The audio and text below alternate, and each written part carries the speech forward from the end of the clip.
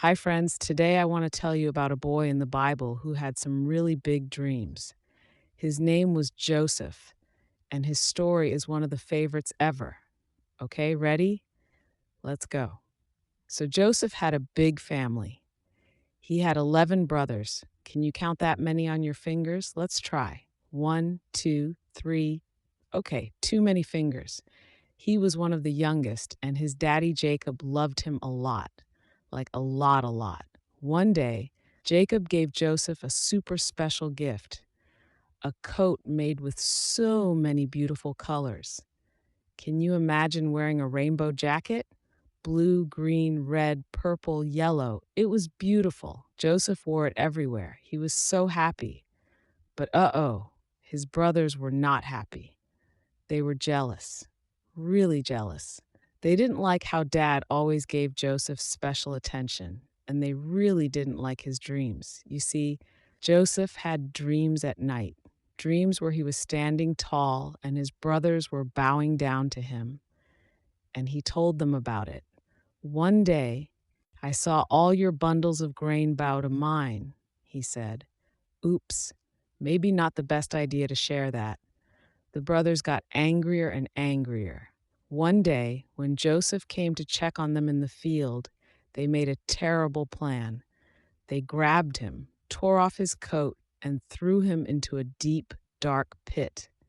Can you pretend to fall into a pit? Whoa, thud. Poor Joseph. He must have been scared and confused.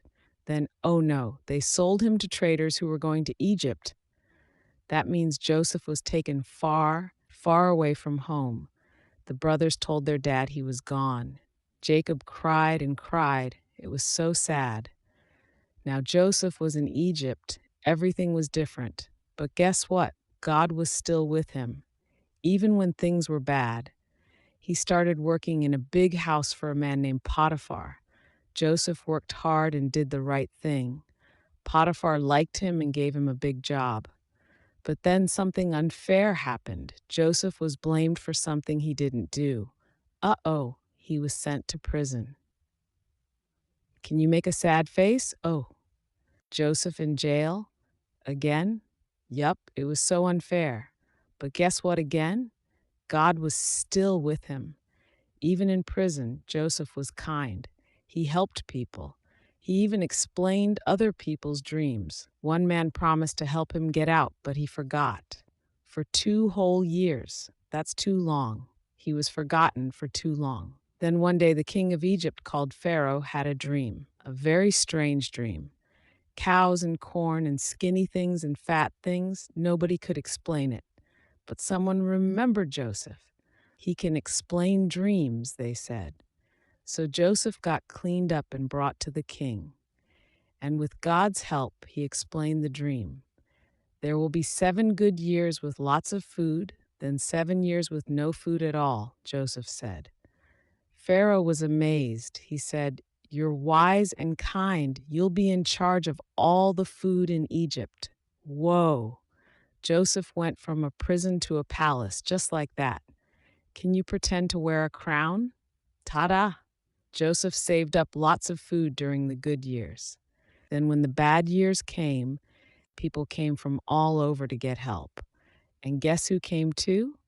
His brothers. They didn't know Joseph was the boss now.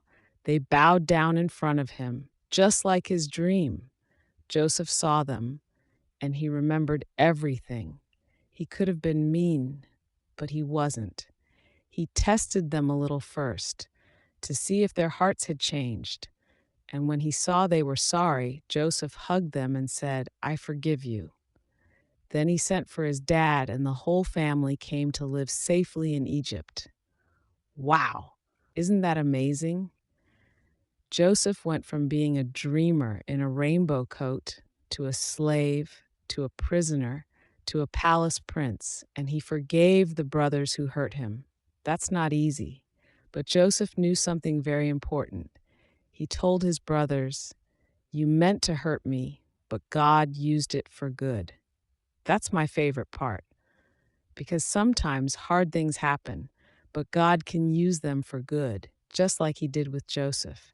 Can you put your hand on your heart? Say this with me: God is always with me, even when it's hard. Good job. I love Joseph's story so much. It helps me remember that God has a plan, even when we don't understand it yet. Did you like the story too?